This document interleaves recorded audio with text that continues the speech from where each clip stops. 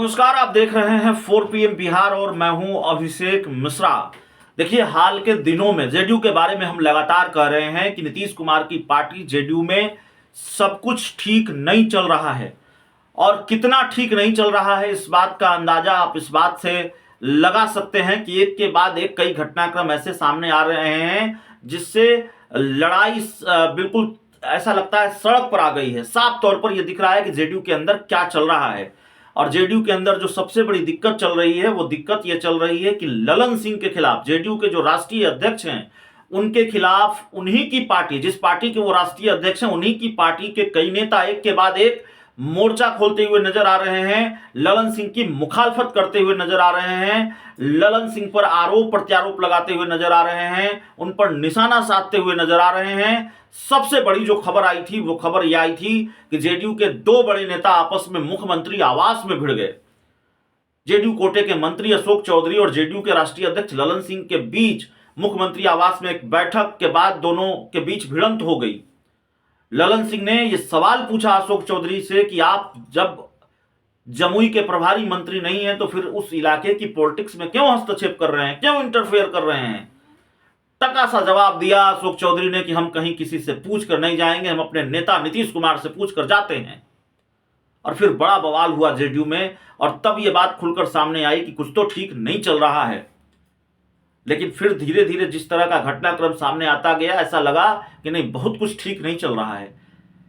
अशोक चौधरी अकेले नेता नहीं है जिन्होंने मोर्चा खोल दिया।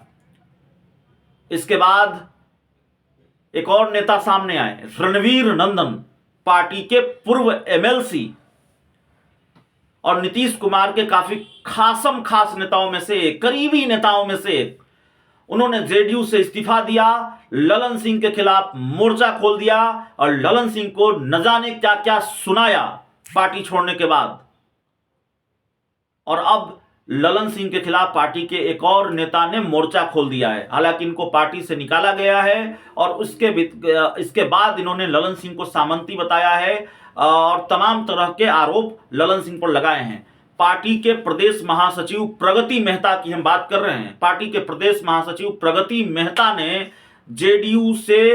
उनको जेडीयू से निकाला गया है और उसके बाद प्रगति मेहता ने ललन सिंह के खिलाफ मोर्चा खोल दिया है।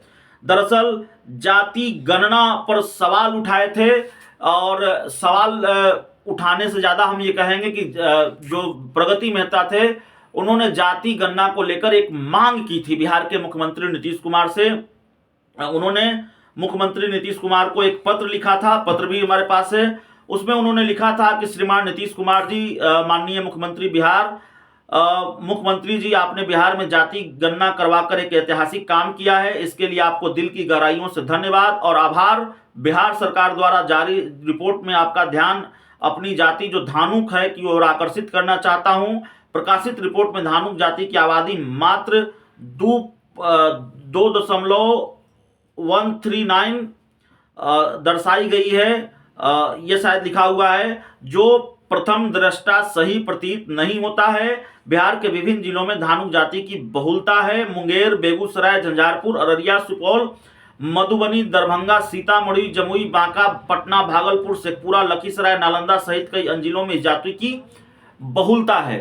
तो धानुक समाज की जाति को कम करके दिखाया गया है। ये बात मुख्यमंत्री को एक पत्र में लिखी थी प्रगति मेहता ने, जो जेडीयू के प्रदेश महासचिव थे।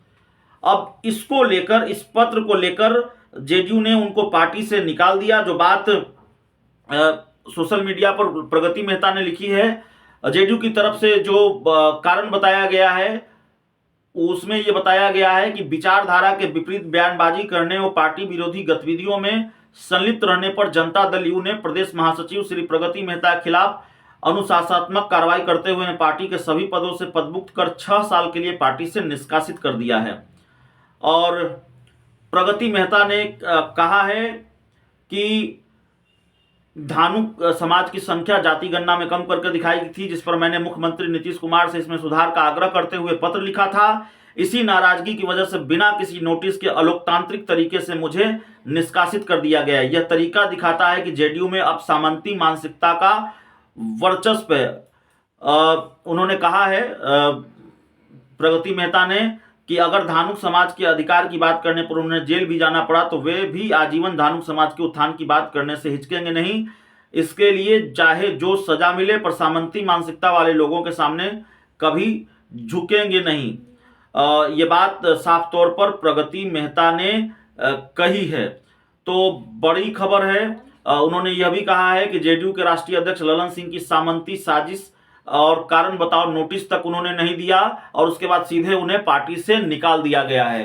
तो जेडीयू के अंदर उन नेताओं की फहरिस्त लगातार लंबी होती जा रही है जो ललन सिंह के खिलाफ मोर्चा खोल रहे हैं पार्टी छोड़ने के बाद, पार्टी से निकाले जाने के बाद, और अशोक चौधरी जैसे लोग जो पार्टी में रहते हुए, जेडीयू में रहते हुए, लेकिन अशोक चौधरी का कोई क्या बाल बाका कर सकता है, कोई क्या बिगाड़ सकता है। अशोक चौधरी तो नीतीश कुमार के काफी करीबी हैं, उनके खिलाफ कोई एक्शन होगा नहीं। वो राष्ट्रीय अध्यक्ष से भिड़ सकते हैं, ललन सिंह से भिड़ सकते हैं, लेकिन प्रगति मेहता अगर जाति गणना पर सवाल उठाएंगे तो उनको पार्टी छोड़नी पड़ेगी, उनको पार्टी से हटाया जाएगा, निकाला जाएगा।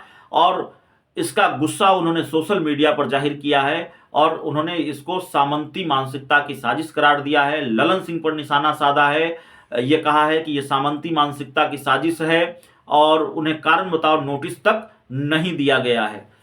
तो इस पूरी रिपोर्ट में, इस पूरी खबर में इतना ही। बहुत बहुत धन्यवाद।